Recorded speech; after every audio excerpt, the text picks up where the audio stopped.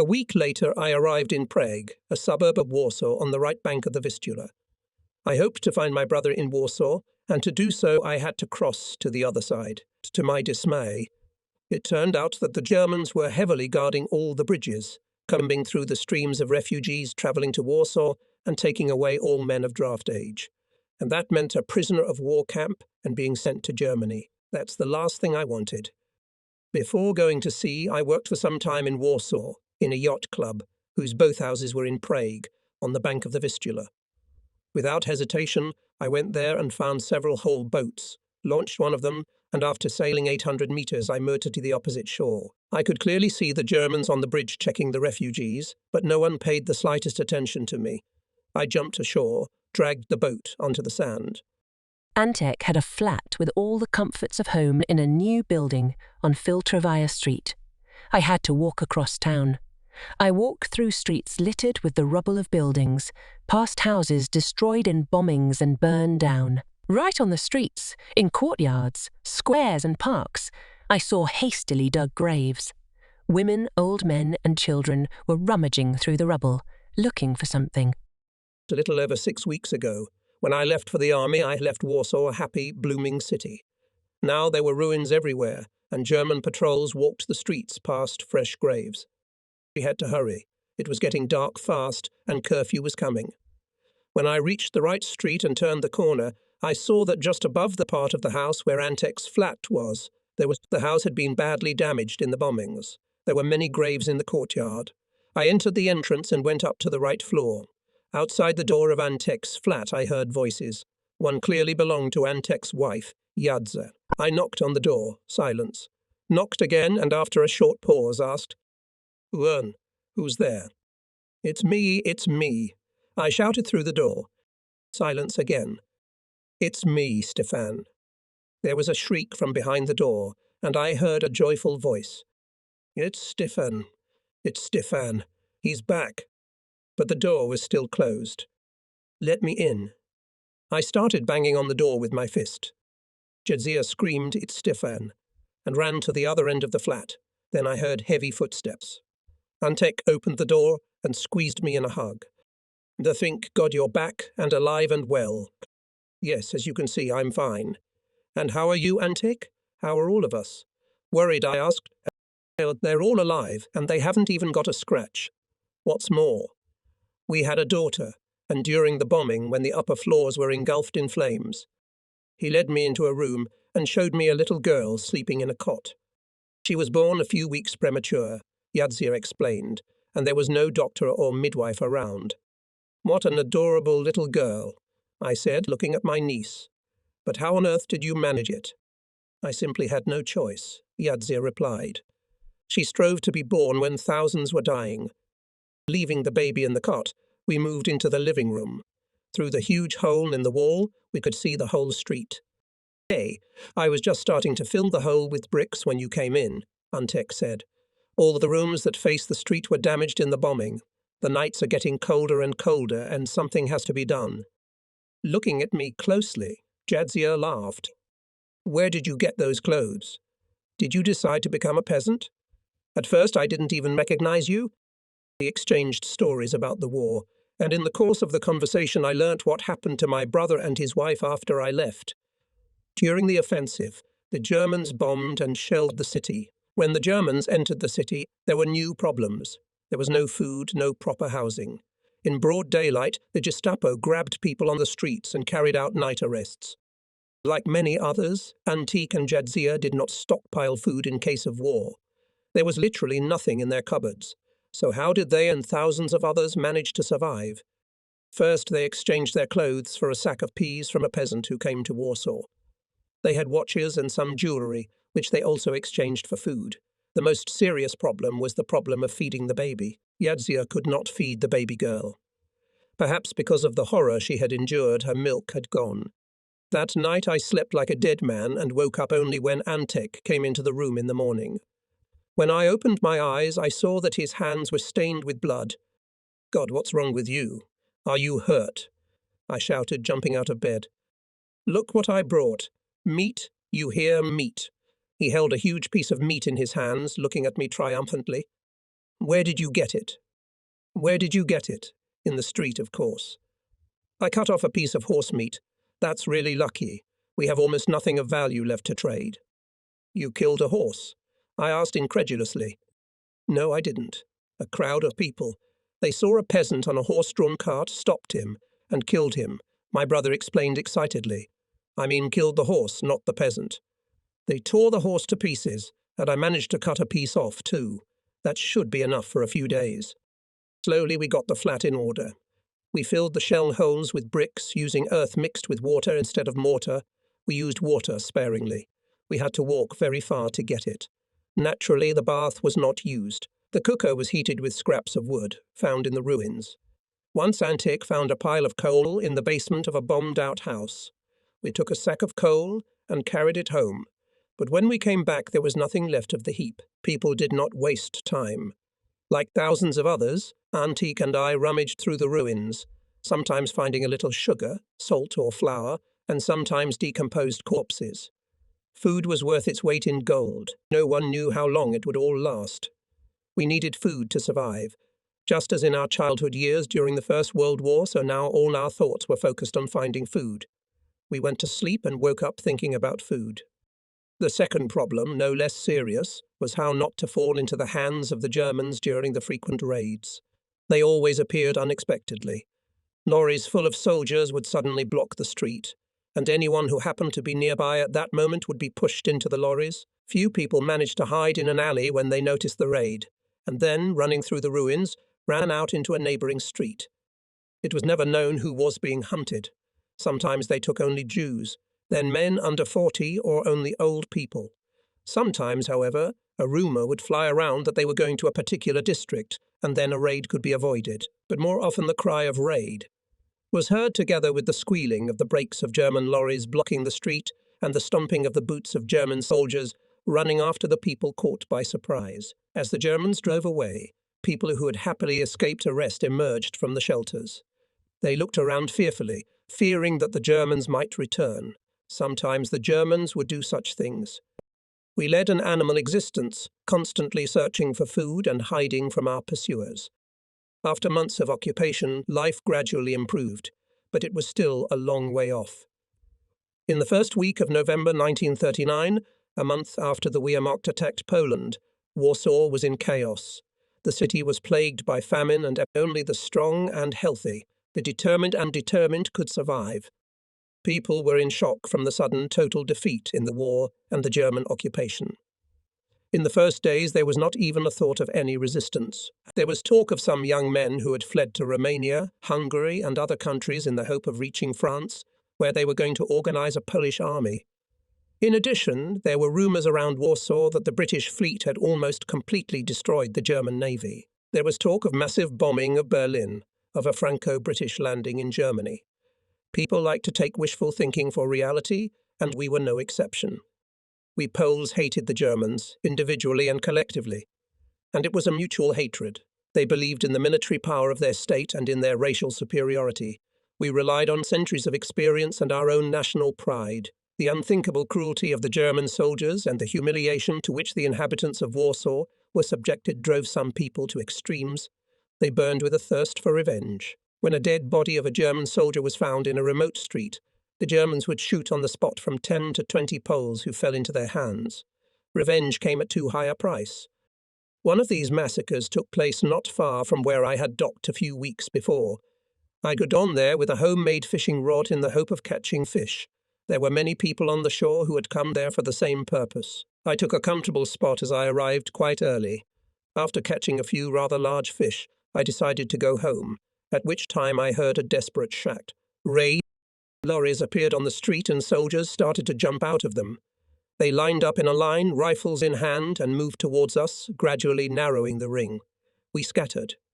Someone jumped into the Vistula. Shots rang out and the man disappeared under the water. There were shouts and cries. Some tried to break through the encirclement, but the soldiers immediately threw them back into the crowd with their rifle butts. We jostled, trying to find a loophole in the dense wall of German soldiers advancing from all sides. There were about 50 of us, desperately shouting and resisting. At first the Germans pinned us against the wall of a house, and then began to move us to the end of the street where a machine gun had already been set up. We realized what this meant. Pressed against each other, we pulled back, but the soldiers coming after us forced us to follow in the given direction. We moved slowly along the wall of some factory. My face was bleeding from abrasions and scratches, my clothes were torn. The crowd carried me, obeying the orders of bayonets and rifle butts. A man of enormous stature walking beside me was leading a woman who was no longer thinking straight, shoving those who were walking beside him with his hands. He put his elbow on my throat, and I felt myself choking. With one hand, I couldn't lift the other. I started to hit him. Then he raised his big fist and hit me angrily on the head. For a moment I lost consciousness and began to slowly settle down. I must say that I came to my senses quite quickly. I was lying on the ground, and in front of me there were a lot of feet kicking each other and me. There was someone else lying next to me. Step by step the Germans were moving their prey along the pavement, and the crowd was pulling us lying under its feet. I was in a semi-conscious state, but I noticed a large metal grate, under which I discerned a window to the cellar. The crowd swung against the wall, and I saw ahead a gap between the bars of the grating, about 30 centimetres wide. At the cost of tremendous effort, I began to make my way to the saving space. First, I put my hand through my head, and then my other hand. The grating was shaking under the weight of the constantly moving crowd, and I gradually pushed my way lower and lower. When my head was down, I got up, put my back against the basement window and my feet against the opposite wall, pushed myself up, broke the window, and fell down into the cellar with a crash. Somewhat stunned, I was just about to look for a way out of the basement when someone fell on top of me, rolled and breathing heavily, fell silent. The cellar became somewhat brighter, for the Germans had already driven all the prisoners off the bars, and I saw a woman lying on the floor. Her clothes, like mine, were torn and her face was bleeding. Unable to speak, we only looked at each other, and our thoughts were probably similar. We wanted to find a way out of the cellar. Suddenly she spoke. "This is the brewery. There's an exit to another street here." We found the door. It was unlocked. First up the stairs, then through the lobby into the courtyard where a few broken carts were lying around, and finally the exit to the other street. But there were Germans there too. Halt! We rushed back into the courtyard. 2 German soldiers ran after us. The woman ran in front. I followed. We rounded the corner, ran into the building, climbed the stairs, ran through a room piled with barrels, jumped out of it, and having already climbed another staircase, jumped up to the window. Gasping, she said, "There's a ladder leading to the roof." We opened the window. She climbed out first. I followed her. We climbed the ladder to the roof and settled behind a chimney. As we lurked, we could hear German soldiers running around the factory grounds looking for us. Then we heard sounds from the street where the raid was being carried out and from which we had managed to sneak away. We had a good view of what was going on in the street, because the roof where we were hiding, as well as part of the wall of the building, had been penetrated by a bomb or maybe a shell. The Germans, wielding their rifle butts, had lined up the prisoners, and a machine gun crew of 3 soldiers had already prepared to fire on command. We watched in horror as the tragedy unfolded below. Some resigned themselves to their fate and stood with their heads down. 2 knelt and prayed.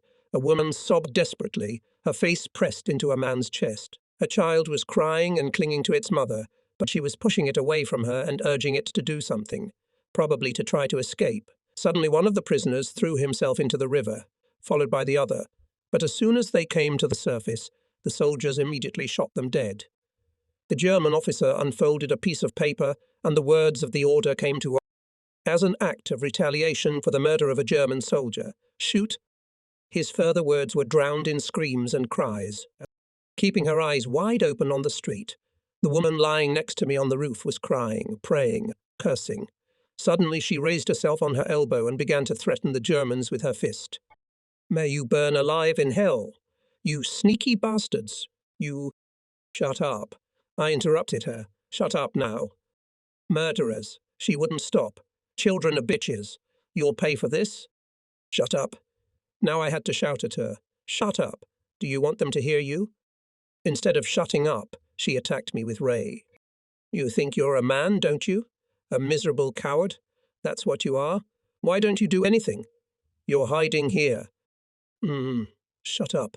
I couldn't take it anymore, I shouted. But she wouldn't shut up. I had to hit her hard several times to make her pass out. She did not hear the crack of the machine gun, which mowed down the lined-up prisoners, nor did she see how the unfortunates slowly settled to the ground, how the officer himself finished off those who were still alive, nor did she hear the curses that were now falling from my lips. The Germans got into the lorries and drove off. The birds that had flown up into the sky during the shooting descended on the roofs and trees. Later, people began to appear on the street. They cautiously approached the bodies lying on the ground and turned them over, gazing intently into the grey faces. From time to time a scream was heard, and a man would fall to his knees in front of the still body, gently cradling the bloody body. He stroked it and whispered words of love and vows, or he would freeze, staring fixedly into space. I shuddered when I heard the sobs of a random companion. I didn't even notice when she came to her senses. The Germans left and we sat on the roof and were silent, but we couldn't have been here long. Do you think they all left the factory? I broke the long silence. I think so. They never stay inside the buildings. They're not here now, but they might come back. Then they'll definitely find us and shoot us like they did the ones downstairs. But we're still alive, aren't we? How long can we live? A few days? Weeks? Months? She cut me off abruptly, waiting as if you were a sheep to be slaughtered. No, it's not for me. What are you going to do? I asked. Do you want to tear their heads off? Or, like David, smite them with stones with a sling, and they'll shoot innocent people in return? She was silent for a while, looking at the street, where the bodies of people shot by the Germans were being taken away.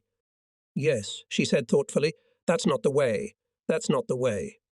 When it got dark, we went down from the roof and through the courtyard to the street. The blood was caked, and I moved to the river to wash my face. Let's go to my place, the woman suggested. I live not far from here. You can wash and change your clothes at my place. She did indeed lie very close by, in the street next to the brewery, in a miserable shack. Opening the door, she entered the room and lit an oil lamp. In the room stood a chair, a bed, 2 chairs. On the wall hung several pictures. The woman disappeared behind a partition and soon reappeared with a basin, soap, a towel and a piece of sausage. Now I could scrutinize my casual companion. She looked to be in her early 30s, quite attractive. She had bleached her hair. I realized this because the roots of her hair were dark. There were still traces of nail polish on her chipped nails. Her clothes could tell nothing about her mistress. In those days, people wore anything from sackcloth to luxurious, but filthy outfits unless they could trade them for food. The poor furnishings, however, did not tell anything either. Such were the times. After washing up and having a light snack, I stood up, getting ready to leave. Don't go. I don't want to be alone, the woman complained. Besides, it's curfew. I explained that I had to go home as my brother must be worried. Better to come back tomorrow than never, she said, and noticing my hesitation, she added, I just want to talk to you. I've been thinking. I sat down, but she was silent again. She was deep in thought, resting her chin on her interlocked fingers, but she suddenly perked up and asked, Martin, how many people were shot today? That you're 25. 25. For one German, but that's wrong, isn't it? Of course it is, I agreed. It's stupid to kill them that way, isn't it? Of course, because they were helpless people. You misunderstand me. I didn't mean ours, I meant the Germans. Are you mourning one German soldier while they kill our people? No, not at all. I'm saying it's stupid to kill Germans and leave their corpses out in the open. That will always lead to mass shootings. I've only heard about it before, but today I saw it with my own eyes. I'll never forget it, never. She shouted the last words with such fury that I even shuddered. The anger turned to tears. She burst into tears, dropping her head on the table. I swear to God I will take revenge. As long as I live, I will kill. God is my witness. She shouted again. I waited silently for her to calm down. Will you help me? The woman suddenly asked. I can't do it alone. As I hesitated to answer, she added, I know how you can dispose of murdered Germans. In this case, there will be no massacres. Well, how? The sewage treatment system of the brewery where we were hiding today is connected to the city system that drains waste into the Vistula. I see your point, but in a few days the bodies will resurface. We can tie rocks to them. What if they start searching the bottom and find a body in a German uniform? We could strip them and burn the uniforms. But if they're missing people, they'll come looking for them. That's right, but you don't understand. Until they find the bodies, there'll be no reprisals. They'll think the soldiers just deserted. And how do we lure them to the brewery? We'll just go out on the street and say to all the Germans passing by, "Would you be so kind as to come in here?" That's my job. I'll bring them in. Ow! Will you sing or dance in front of them? Say amen, she shouted, and I, as you may have noticed, am a woman. It's your business to shoot, she replied sharply, when they're inside. Good plan. I said snidely. The shots will be heard by the others, and we'll be in over our heads. Well, then you can strangle them or hit them over the head with something heavy. There's all sorts of ways that won't make too much noise. I didn't see fit to answer. Well, what do you say? She couldn't stand it. I remained stubbornly silent. Then go to hell if you're so weak. Go and enjoy your life while our people are being killed. Go away. They might kill you tomorrow, they might kill you next week. They might as well kill you, I replied. They might, but I'll still have time for revenge. She was trembling with anger and emotion. Have you ever killed a man? I asked, looking at her point blank. No, I haven't. But after today's events, I'd do it without hesitation. And you think you can bring Germans into the brewery? I'm sure I can, she said firmly. So what's next? Ed, everything has to be very carefully thought out, I replied. Otherwise we're finished, and not only us, but many others who have nothing to do with our plan. So I don't understand. Do you agree? Yes. She explained that she knows the factory well, because her father worked there before the war. The factory was partially damaged in the bombings, and there's no one there except the occasional passerby who digs through the rubble. Water from a treatment pipe that connects to the city's sewage system is discharged into the river. The factory also has furnaces where German uniforms will be burned. We decided to meet tomorrow afternoon, look round the place and make the necessary preparations. It was getting late, so I suggested we get some sleep. You can lie here. Start getting used to it. If we succeed in putting our plan into action, you'll have to spend many nights at my place. We ate the rest of the sausage and drank water. My casual acquaintance gave me some covers from the bed. I spread them on the floor and lay down. Switching off the lamp, she undressed and got into bed. Sleep did not come, and I suddenly thought that I had never learnt her name. All this time we had been addressing each other as Pan and Pi. My name is Stefan, and you? Janina. And then? Just Janina, Messi answered, and without too much ceremony. Added day quiet, I think. Early in the morning, having arranged with Janina to meet her in the afternoon, I went home to reassure Antek and Jadzia. They were, of course, terribly worried, for they had heard about the shooting on the bank of the Vistula, and they knew that I had gone fishing. I told Antek and Jadzia the story of my happy rescue and told them about Janina, but I did not mention our plans. No, thank God, Stefan, that you are alive, said Jadzia. In the afternoon I met Janina, and we went to the brewery. She showed me a room overlooking the courtyard and told me that the manager's office used to be here. There were various documents, scraps of bills, and beer labels lying on the floor. There was a cooker in the corner of the room. What do you think, Stefan? Janina asked and answered her own question. It's a good place. We can't be seen from the street, so we don't have to fear German patrols. The hatch is not far away either. She waved her hand in the direction. No, it's not suitable, I replied. I won't be able to see when you turn up. They're all armed. They need to be caught off guard and stunned. At first strike. That's the way to do it, not the other way round. I was thinking the same thing. Come here. I'm here. Stand here and look out the window. What do you see? A mirror. What else? The road and the entrance to the factory. The mirror was put there a long time ago. The manager used to watch when people came to work, so you'll be able to see it as soon as we get there so you can get ready. Anything else? She flushed with excitement. She could sense she was eager to get into action. Let's clean this place up a little, I suggested. Sure. We'll put all the papers in one corner. I'll get a blanket and we'll cover this pile of paper, and it'll be kind of like a bed. That's great. Let's do it. We cleaned up the room, and while Janina went to get a blanket, I started looking for something like a club. When I found a broken table, I unscrewed its leg. I couldn't find anything better. Then I tamped the beer labels into the box. It made a sort of chair. I sat on it and looked through the window into the mirror. A dog ran into the courtyard, and here comes Janina with a package under her arm. She had put on makeup, tied her head, and dressed well. When she entered the room, she unwrapped the bundle, took out a blanket and covered the paper pile with it. Then she took out a box and a piece of sausage from her coat pocket. "I need a drink." "Do you want one?" she asked, holding out the canteen to me. "No, absolutely not." "I need a steady hand."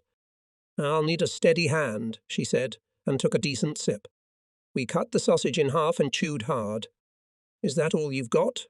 Janina asked, nodding at the table leg. "Yes, I have a dagger." "And I have a knife," she said, and took out an ordinary bread knife with a serrated edge from the inside pocket of her coat. "We won't need it." "Well, I'll bring a better one tomorrow." "If there's a tomorrow for us." "Are you sure you want to go ahead with the plan?" I'm sure of it. We have to kill our first German tonight." "It's the effect of the alcohol," I decided. I wasn't so sure. We discussed the plan once more. She should lure the German and enter the room first.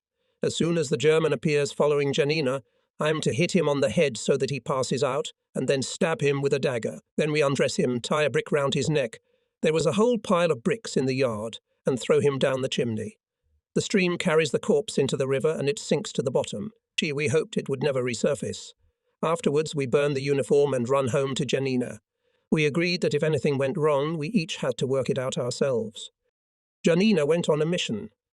I sat on an improvised pedestal and looked in the mirror. As time passed, I suddenly realized a serious flaw in our plan. We had completely overlooked the fact that the mirror would be completely useless in the dark. I was already running out of time to warn Janina. In spite of the curfew, she was wandering round the street making eyes at the Germans. I could only rely on my own hearing. Several times, hearing footsteps in the street, I rushed to the door with a club in my hand. Then 2 dogs came barking into the courtyard and made a terrible fuss.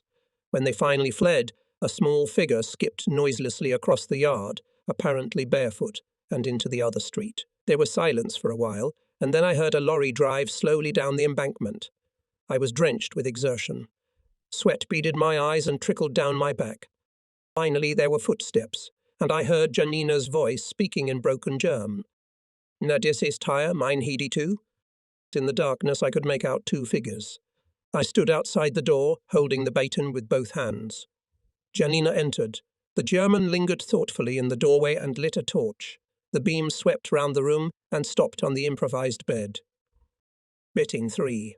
Smiling appealingly, Janina went to the bed, taking off her coat as she went.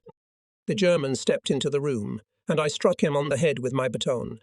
He fell silently to the floor, letting the torch out of his hand.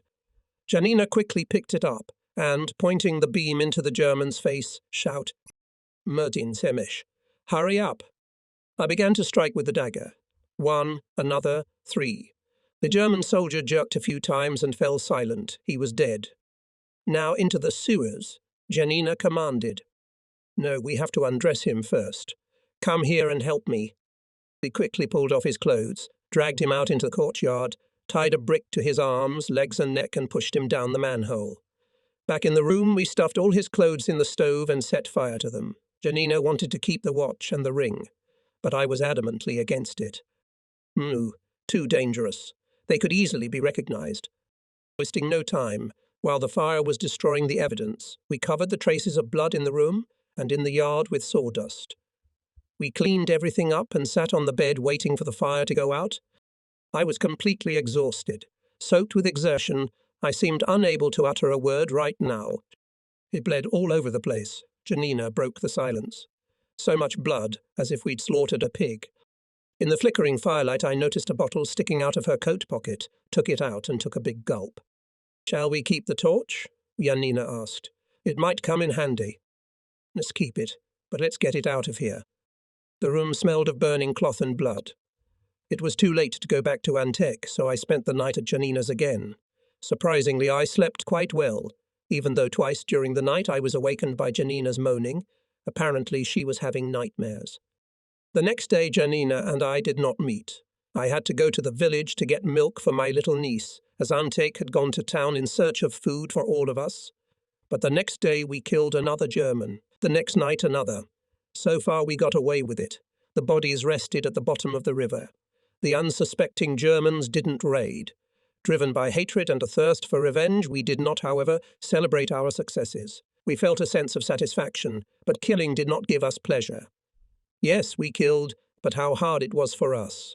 For 11 nights we killed Germans and lowered them into the river, after which I stayed the night at Janina's. Soon I moved from the floor to the bed of the hospitable hostess. She was both a gentle and passionate mistress, and I felt very good with her. Chapter 9. It was the 3rd week of November. I had not seen Janina for 4 days. On my way back from the village, I'd been attacked by a gang of bandits and beaten so badly that I had to be on bed rest. There were several gangs like that around Warsaw. They attacked people returning to the city and robbed them of food. I had not yet had the bandage removed from my head. I was covered with bruises and abrasions. But as soon as I felt a little better, I went across town to Janina's house in the afternoon. She wasn't at home. I walked around for a while and went back to her house again. The door was locked, and she didn't answer no matter how hard I knocked. She had been taken away and never came back. The woman who lives next door to Janina told me. Who took her? The Germans, who else? In the last days she drank a lot and then bragged everywhere about killing Germans. Actually, she always drank too much. When was she taken? Yesterday. Early in the morning. They came for her in a lorry. You're lucky you haven't been to see her all this time, or they'd have taken you too. Before I left, I asked the woman to tell Janina I'd come to see her. Hey, I told her you'd come, but she thought you'd abandoned her. It was the booze. She liked to drink too much. I came the next day and the day after that, but Janina never showed up. I would have come every day, but I noticed a civilian following me. It took me quite a while to sneak away from him. Although he didn't look Polish, he knew Warsaw well. I figured he was Gestapo. Are they following me? What had they done to Janina that she was talking? I returned home to Antek, but as you know, trouble doesn't come alone. It was raining, and I absent-mindedly put on my officer's overcoat instead of my usual coat. Later I remembered that when I was walking along the street I caught a few surprised glances, but I did not pay much attention to them. Having taken a full bucket of water, I went back to the house and a German lorry drove towards me. I heard the screech of brakes and the stomping of soldiers' boots behind me. It did not occur to me that someone might be running after me. There was a sharp. "Ande Hutch?" I turned round and was surprised to see a pistol pointed at me. "Mali wo, Sachi," repeated the soldier threateningly. "Ich can nich," I said with a smile. Each trade was survive. And it was true, for I had a full bucket of water in each hand. "Was Wolan Sai, bitte 6?" I asked, still not understanding why he ran after me. "Du bist ein polnische Offizier?" 7 asked the soldier. "Not in 82. Und was ist das?" 9 laughing, he pointed to the lieutenant's star on my shoulder. And only then I realized that I was wearing an overcoat. A second soldier was already slowly coming towards us, and I, without thinking long, struck one bucket on the gun, threw the other in the face of the soldier in front of me, and rushed into the courtyard. Everything was done so quickly that the Germans did not even have time to open fire. I naturally did not run home, but through a break in the wall I jumped out into the neighbouring street and hid in the ruins. I managed to escape, but I was well aware that the flat would be watched, so I couldn't go home. Besides, they must have noticed that my head was bandaged. I tore off the bandage and felt the blood dripping from the still healing wound onto my neck. I spent the night in the ruins. In the morning, hungry, shivering from the cold running away from the Germans, I threw my overcoat. Looking around, I approached our house, hesitating to enter. Antek, who had learnt about what had happened, was waiting for me outside the house. We found a secluded place to talk quietly. "I already know everything," Antek said. "Where did you sleep tonight?" "Oh, in the ruins. Did they come to you? Did they ask you questions?" "No, they didn't." "Hey, they will. They will. There's no one else in the house with a bandaged head. They'll probably spot." My brother examined my head and wiped the blood away with the rag he used for a handkerchief. "Yes, I must leave immediately or I'll get you into trouble." "You have nowhere to go, Stefan." "I'm going to Krakow. I hope Mum and Lita are alive. They'll be happy to know you're all right. Don't talk rubbish, Antek said angrily. How are you going to get there? On foot. How else? Although I heard that the Germans have already started trains to Krakow, I'll get on some train and get there comfortably. I'll beg and steal. After all, that's what everyone does nowadays. They can catch you, Stefan. Krakow is no safer than Warsaw. They'll flee abroad. I've heard that many are fleeing through Hungary to France. They're forming a Polish army there. I could be useful, but the first thing I want to do is to see my mum, if she's still alive. Poor Mum, Antek sighed. The war will never end for her. We decided that for safety reasons it would be better for me to stay away from home. Antek took me to his mate, who agreed to take me in for the night, and he returned home. Early in the morning my brother came to fetch me.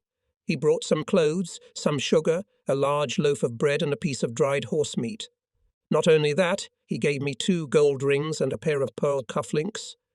We have no money, he said, and no use for it, but you can always exchange the jewellery. I realized that he had kept these things to exchange them for food for the family, and I tried to refuse, but he would not listen. We sat in silence, though there was so much we wanted to say to each other, but the words were stuck somewhere inside us. When are you thinking of leaving? Thursday's afternoon. I'll stick to the railway. When it gets dark, I'll try to get into a railway carriage. If I'm lucky, I'll get to Krakow. Antek braced himself as best he could, trying not to show how worried he was. I hope, he said with a smile, you will return from France as a general, or rather an admiral. Or in a year, well, at the most, in 2. Maybe even sooner. Stefan, and then his voice trembled, will be waiting for you, safe and sound. I mean, I love you, my little brother. I felt like a little brother again for a minute, as if all these years had gone by. I'll be back, Antek, I promised. Soon we'll meet again in Warsaw. You'll see. We hugged each other tightly, and then, looking into each other's eyes, said at the same time, "No idzieniate," into the Anns, not to worry about us. We will survive this war as we survived the last one, he said as he went down the stairs. I rushed to the window to wave goodbye to him, but he was already gone. 17 years had passed since I had last seen my brother. One evening, while working on this book, I suddenly thought of my brother, of how much he meant to me. The next day I received a letter from Poland informing me that Antek was gone. The sudden death. A bullet left over from the war had cut off the blood flow and his heart had stopped. You may ask, where did this bullet come from? In 1945, Soviet soldiers broke into my brother's house. Antek tried to protect his wife. The soldiers spared no bullets on him and threw him down, thinking he had been killed. The Polish doctor extracted 3 bullets from him, but did not notice the 4th. The remaining bullet killed my brother 12 years later. At noon, I left Warsaw and moved southwards, sticking to the railway tracks. At daylight, I reached Piaseczno, where I met some people who were going to Krakow. I took shelter under a bridge that had been destroyed during the war, and later the Germans temporarily restored traffic on it. At the bridge, the trains were slowing down, and I hoped that I would be able to jump into a carriage.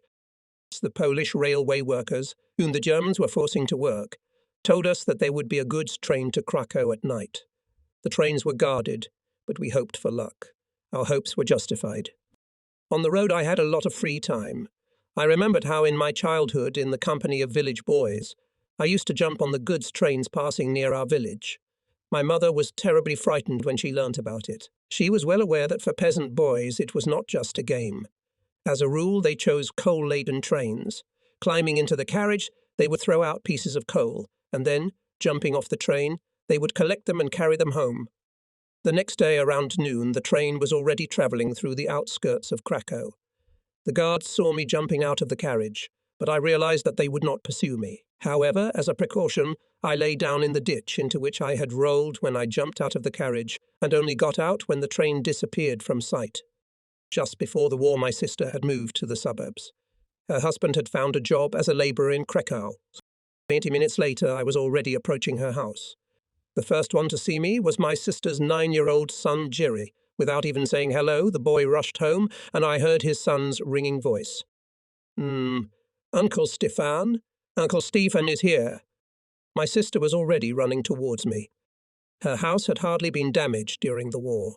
There were only bullet marks on one of the outer walls of the house, and in some places in the wallpaper in the room, you could see the marks of stray bullets that had flown into the room through the windows.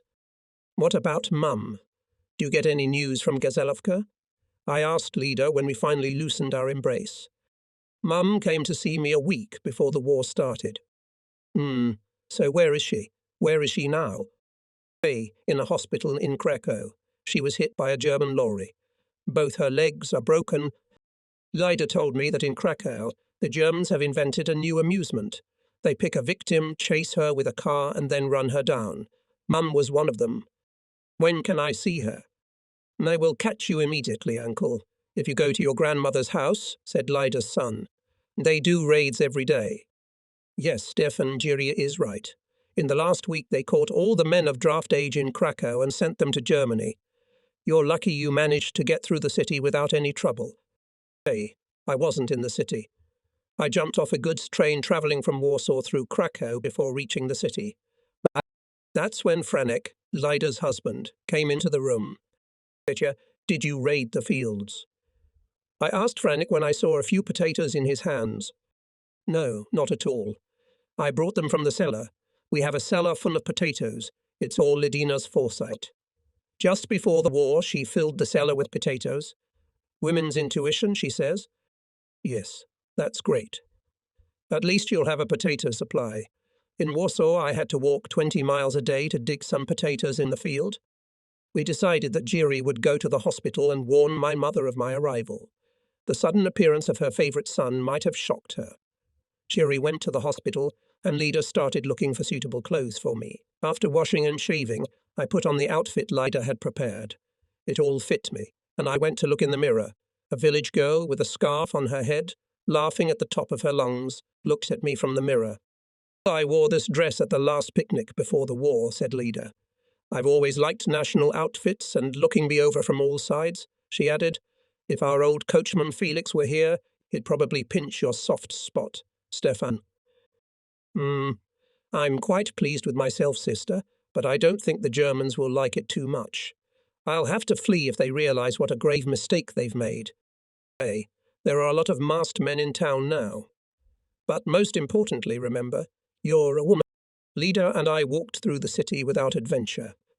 On the way, Lida told me that in the hospital there is a first aid station where German nurses and a doctor work. They supervise the Sisters of Mercy and keep a close eye on them. No one stopped us at the entrance to the hospital, and following Lida, I entered the ward where Mum was lying. I kissed her hand, and she hugged my head. Tears were rolling down her cheeks. I told her that Antek was alive and doing well. Murdered, Mum whispered soothingly. Hey, you have become a grandmother once again. Jadzia gave birth to a daughter. She is wrinkled like an old woman, but with black hair. How much did she weigh at birth? Well, I honestly don't know. I hesitated.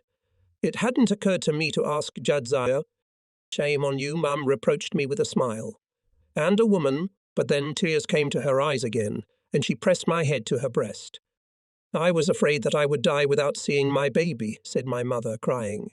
But God heard my prayers and even gave me a granddaughter. It's more than I could have dreamed of. Lida and I sat next to Mum, holding her hands, and were silent. There is an addition to our family. Coping with tears, Mum said. It's just wonderful. Thank God everyone is alive. I will pray to God to give me the opportunity to live to the end of the war, to know that the Germans are trampled into the mud, destroyed, wiped off the face of the earth. Remembering the horrors of the last war, she became indescribably furious. They were at Gazilovka again. All the cattle and horses have been taken away again. They're taking away the food. They kicked Tamars out of the manor. They sleep in my bed. They sit at my table. Burn alive in hell. Is there no justice in this world? Mum asked if we remembered escaping from the burning house. She was getting more and more excited, going back to memories of the last war. I will kill them, ruthlessly, and I hope you will have no compassion for them either. They don't deserve it. You must hate them. Kill them every chance you get. An eye for an eye, tooth for tooth. For every one of ours we must kill 2 Germans. She didn't know about the German repression, and we decided to spare her the details. Mum had to be calmed down. because the sick started to complain. Stop it. Do you want the Germans to run here? Mum, pale, leaned back powerlessly on the pillow. She had not had an easy time with this emotional outburst, and I could not bring myself to tell her about my intention to flee abroad. It would have been too much for the first day. We agreed that I would come to see her again tomorrow, and kissed goodbye. Lydia and I talked all the way home. Hey, how serious is Mum's condition? I asked my sister. Extremely serious. Both her legs are broken above the knee. Apparently her pelvic bones are broken, but there's no X-ray. The Germans stole all the equipment. She's in plaster from her hips to her ankles. But that's not the most important thing. She's terribly worried about us, worried about Gazelka. She's annoyed by the daily presence of Germans. It's taking a toll on her health. Me, tomorrow I want to tell her about my decision to go abroad. How will she take it? Hey, I have no idea, Stefan. She'll either give you her blessing or she'll be totally against it. You see, she still thinks of you as a baby. To her, you'll always be her youngest son. That's what worries me the most. Do you really want to run away abroad, Stefan? Yes, Lida. I think I'll have a better chance of getting even with the Germans there. I can't wait for things to change here. When else will it be? I can't even think of hiding month after month, year after year. I don't want to have a masquerade and dress up as a peasant to walk through town. I can't stand this life any longer. Have you heard of anyone who has safely escaped abroad? Lida asked. I, for example, do not know about it. It is clear that you do not know. The Germans intercept all letters coming from abroad. Wait. I heard that the Germans are capturing whole groups of people trying to escape from Poland. They can't get me. I'll run away from them, as I've done many times before. All the more reason for you to be especially careful not to fall into their hands. By the way, when are you going to leave? Right after I talk to Mum.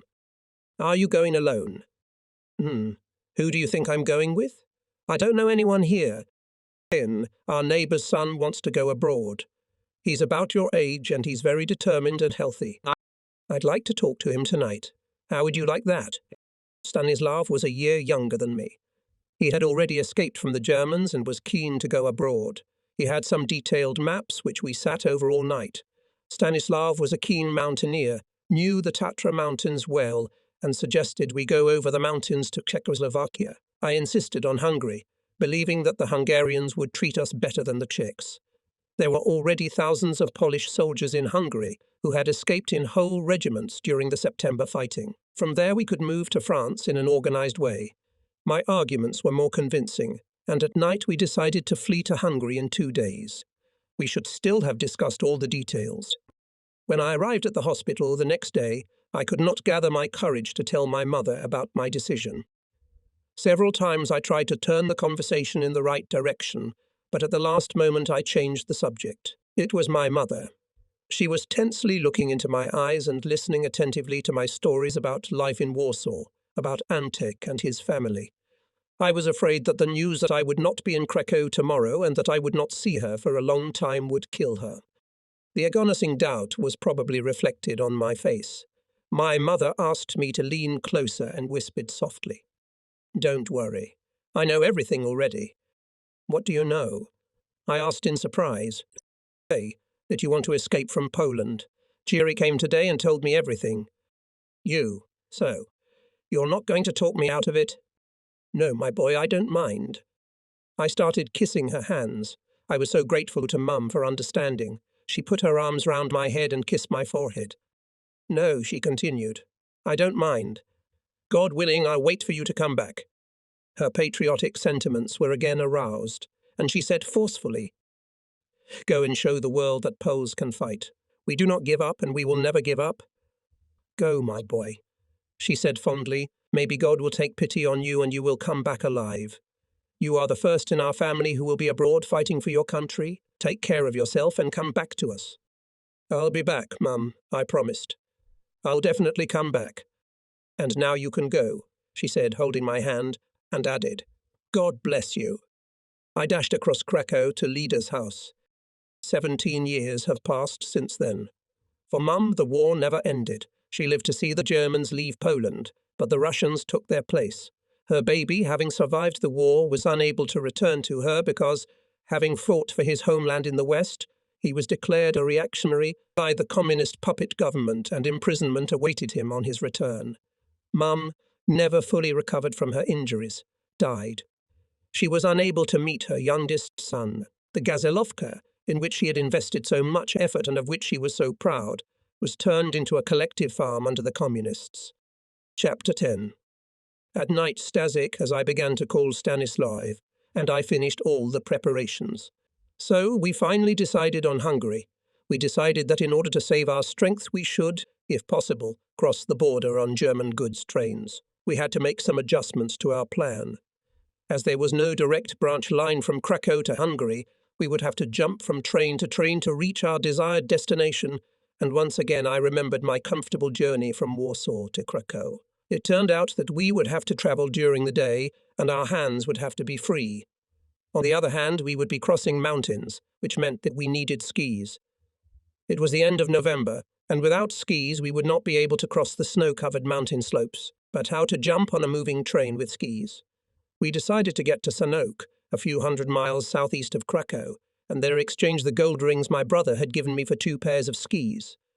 On them to walk 50 miles south to the border and further into Hungarian territory. Stasik had a ski suit and boots, and Lida and I had to go round her friends, and by nightfall I had everything I needed too. We each took a loaf of bread, a large piece of horse meat sausage. At that time it was considered a delicacy in Poland. Lida baked some potatoes, and Franek brought half a bottle of rum. We had a detailed map of the border area, but what good was a map without a compass? Jerry came to the rescue. Promise to bring it back, Uncle. I'll definitely return the compass. Thanks, Jerry. We packed our rucksacks and waited for morning. I still don't understand why you decided to head for the Hungarian border when Czechoslovakia is much closer, Lida asked. The Tatras are much higher than the mountains we are going to cross.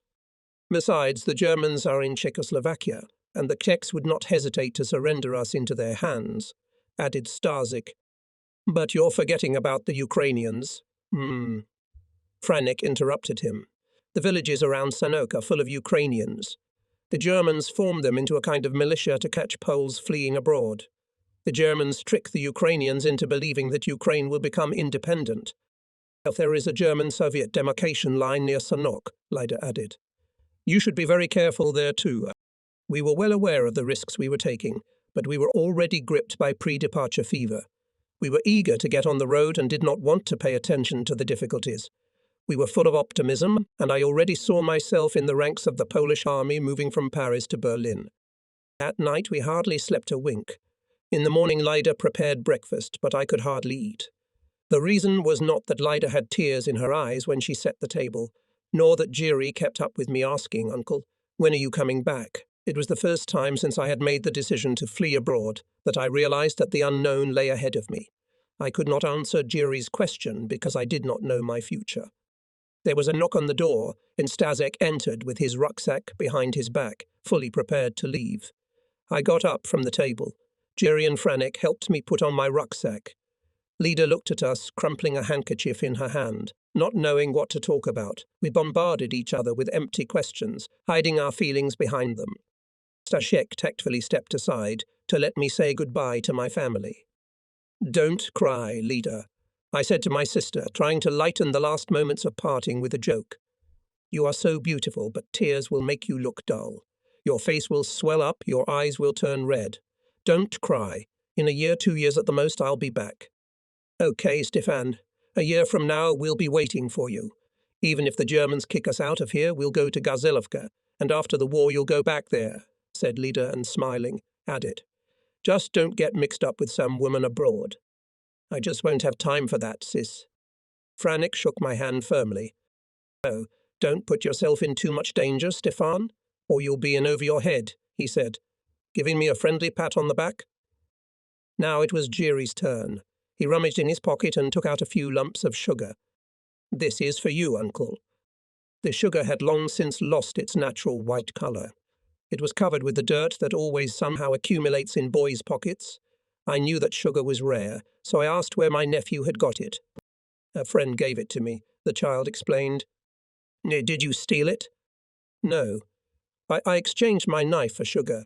Jiri confessed, and embarrassed by his own nobility, explained. Mum said that it would be very useful for you. Maybe you won't have any food in the mountains, and then you'll eat sugar. What would you like for it? I asked the boy, trying to hold myself like a man and hide my feelings.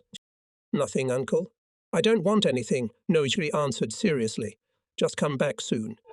I'll come back, Jerry. I'll definitely come back. Now let's shake hands goodbye.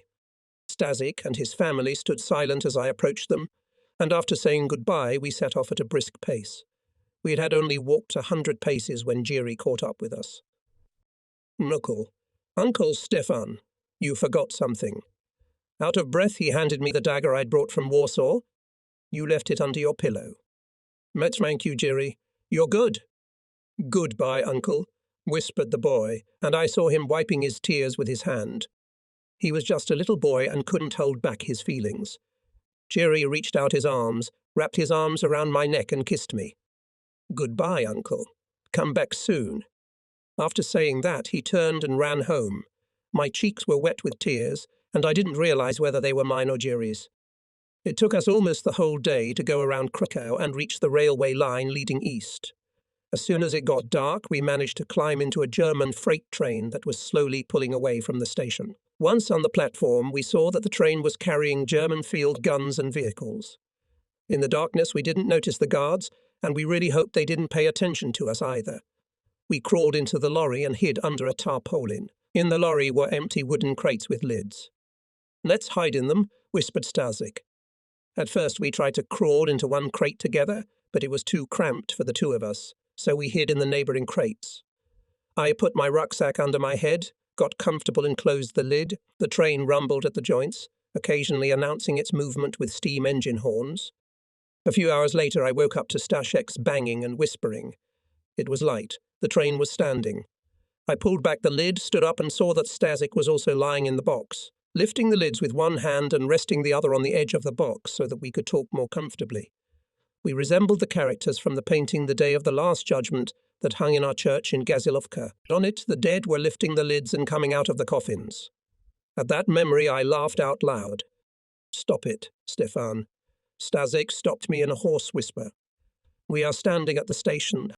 What station? I don't know. The train travelled back and forth along the station a few times, and we managed to read the name. It was Tarnow, about 95 kilometres east of Krakow. After manoeuvring, the train was pulled back to the spare tracks and we heard the voices of German guards passing us towards the station building. Well, what next, Captain? Stasik asked me. Shall we find out from the station master the schedule of trains to Sanok? Maybe we'd better look for Polish railwaymen. He looked through the hole he had made in the tarpaulin. We climbed out of the crates and put on our rucksacks in case we had to get out of here in a hurry. There are a few men standing there, Stasik said. Let's get their attention when they pass by. Maybe they'll give us some information about train traffic.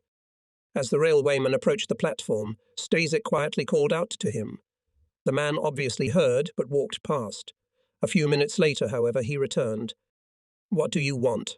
He asked, looking away. Where is this train going? Stasik asked. We have to go to Sanok. The train will stay here until tomorrow. I don't know of any other trains to Sanok on this line. There are trains southwards from Gorlice via Jaslo. After telling everything he knew, the man left, but soon returned. You'd better get out of here, and, warning our question, added, jump to the other side and go down to the embankment. There are no guards there. Walk calmly, don't run. Will there be any trains on Gorlice from here? Stasik asked. I can't say anything. There have been few trains in the last 2 days. We're very grateful to you. You've helped us out so much. Good luck to you wherever you are. Thanks you so much again. We waited for him to leave, crawled out from under the tarp and jumped to the ground. No one saw us walk down to the embankment and out of the station. We didn't know Tarnow and had to ask directions once. We saw many German soldiers in the town, but they paid no attention to us. Be careful. They are Gestapo men, explained a local man from whom we asked for directions. Once out of town, we checked the map, found the railway line we wanted and walked along it for several hours. There were no trains that day. At first we covered the distance easily, but at noon a snowstorm began, and we, utterly exhausted and hungry, knocked on a peasant's house and entered.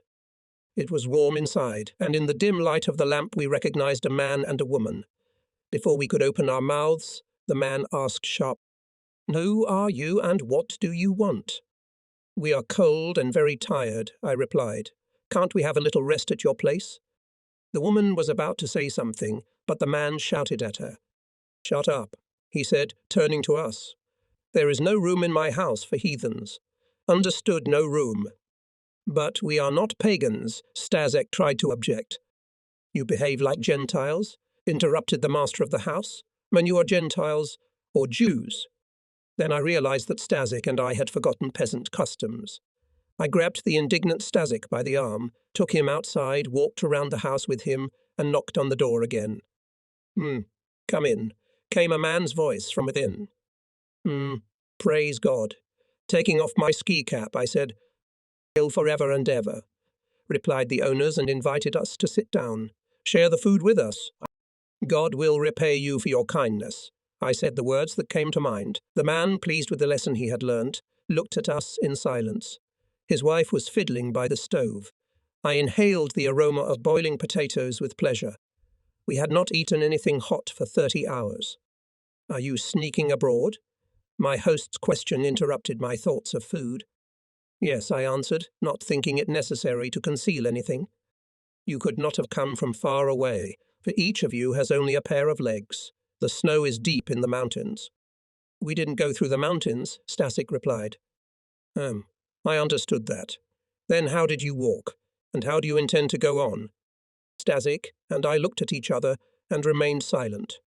"If you don't want to tell me, don't tell me," said the man, and after a moment's hesitation he added, "My son went abroad last week." Oh, we exclaimed in unison. "He said he was going to try to sneak into France. It's a long journey, especially in winter, and he's only 20 years old." We were silent, not knowing what to say. The man was silent too. At that time the woman put a bowl of hot mashed potatoes with pork fat on the table, and the man invited us to the table. The four of us sat around the table on stools. "In the name of the Father, and of the Son, and of the Holy Spirit," said the man and took a wooden spoon. "Amen," we replied, taking our spoons. Stasek and I waited until the owner, followed by his wife, scooped up the potatoes, which were heavily coated with pork fat, and dipped our spoons into the bowl. The procedure was repeated several times until the bowl was empty. Stasek tried to speak during the meal, but I discreetly nudged him in the side. I knew that peasants considered it impolite to talk while I thanked my host profusely. Come on, maybe it will give you strength," he said. The woman took the bowl and spoons from the table, lit the oil lamp and hung it on the wall.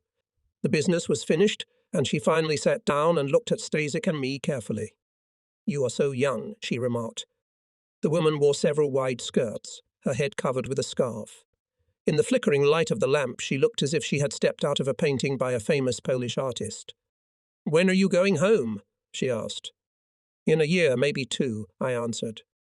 "God willing," she sighed. "We miss our son so much. I can't wait for him to come back." "You have only one son? No more children?" Stasek asked. "Only one," the woman replied in a trembling voice. In the silence, the woman wiped her eyes with the hem of her petticoat. "Hey, he didn't have to go." The man entered the conversation, but he and a few other boys got it into their heads that they needed to escape abroad. They said they wanted to fight, and they left. We were silent again. What was there to say? We fled abroad too. "He was a good son," the man continued. "If I had been against it, he would have stayed, but I don't." When he saw his wife crying, he grumbled. "It's too late to shed tears, Mother. God willing, we'll manage without him. If only we were healthy, and he'll surely come back one day." Stasek looked at his watch. It was early 7 o'clock. The snowstorm was still raging outside. It was necessary to decide what to do next. "If you want to stay the night," said the master, "we'd be glad to. I will bring some straw, and you will sleep warm for the night. If you decide to go, I'll harness a horse and give you a little lift. You see, we want to get to Sanok and cross the Hungarian border," said Stasek. "You can't go all the way to Sanok. It's too far. We have to go this way. I took a map out of my pocket and showed the railway junction. I can't read, the man said in an apologetic tone, but there is a railway junction about 10 miles from here. Is that where you want to get to? Yes, that's it. We hope to go from there to Gorlice on a German freight train, and from there via Jaslo to Sanok. There are a lot of Germans there, said the man after a pause. That's what my neighbour told me. He was there. But I can give you a lift on the country roads closer to Gorlice. In a snowstorm, you can't fear the Germans. They won't give us any trouble. Then we must leave to be at the railway junction at dawn tomorrow. We can't get on the train in the dark, I explained. Well, I'll go and feed the horse, and you sit by the stove. I'll be done in less than an hour, and we'll be on our way. We pulled the wooden bench over to the stove, sat down and pressed our backs against its warm side. The woman took a small bench and a wooden bucket and went somewhere. Soon she came back and poured us a cup of still warm milk. Have some milk, she said, holding out the cups. It's going to be a very cold night. It had been so long since I had drunk milk that I felt a great pleasure. But then the door opened and the master came in, wearing a sheepskin coat and a huge fur hat. We quickly dressed, took our rucksacks and thanked the hostess for her hospitality. God will repay you for your kindness, I said in farewell. God will not forsake you, I heard in reply. Outside, a horse, covered with a blanket, was waiting for us in a low wooden sleigh lined with straw. We sat down, the man swung his whip and the horse started off, snorting. We travelled for over an hour. Several times we got out of the sleigh and ran alongside to restore circulation. The snowstorm subsided a little, and the sledge slid noiselessly on the thick layer of snow. In the silence, there was an occasional squeak of harness and the scrape of a stone under a horse's hoof. We passed several villages in which not a single light shone. Just after midnight, we stopped in front of a small farm. A man unharnessed the horse and led it into a barn. He took off his tunic and carefully covered the horse and placed a wooden bucket of fodder in front of it. "No one will resent us for coming here?" Stasek asked. "The owners are dead. In September, the Germans shot them from an aeroplane. They killed them all, and their son didn't come back from the war. Even the cattle were shot." "Bloody bastards," Stasek swore. "May they all burn in hell," said the man. An hour later we were on the road again, and by 6 in the morning we reached the outskirts of Gorlice. "I will not take you any further. The Germans will stop you in the town," explained our guide. "You'd better avoid it too." "We will be careful, we promised." The sky cleared and the stars appeared. It was quite cold, and the snow crunched under our feet. The man held out his hand. "You have a long journey ahead of you. Godspeed and good luck," he said. As we shook hands, I felt the strength of his heavy peasant hand. He clamped the whip between my legs to free my hands and helped me put on my rucksack. Then he patted the horse affectionately, adjusted the harness, and got into the sleigh. "Godspeed." I shouted goodbye. Pulling the reins, he turned the sleigh in the opposite direction and slid into the darkness. It was still dark when we passed the centre of the town and came to the railway station. From afar we heard the puffing of a locomotive, the humming and shouting of the road workers. Some train was being moved to the alternate track. It was almost dawn when we saw a train approaching us. We jumped onto the goods platform and crawled and examined it. The main part of the platform was occupied by cavalry wagons. Next to them, there was a pile of sacks and hay covered with tarpaulin. We carefully folded back the edge of the tarpaulin and made ourselves comfortable in the hay, with our backs to the train, and closed the tarpaulin. We were warm and cosy in our shelter, and besides we could see not only our platform, but also the next covered freight car. Almost like being in a first-class carriage. Eh, Stefan? I'd say more. Almost like a sleeper carriage, and it was as if we were going to Zakopane to go skiing on a day off. We were comfortably approaching the first goal of our long journey, Sanok. The train stayed for more than an hour in Jaslo, where a few more wagons were hooked up to it. The next stop was in Krosno, where, On the contrary, part of the platforms were. We listened anxiously to the sounds, hoping very much that our platform would remain on the train, and breathed a sigh of relief when the train pulled away from the station, leaving Cross Snow behind. "It looks like we're going straight to Sanok," said Starzik to the cheerful clatter of the wheels. "There are no more big stations ahead."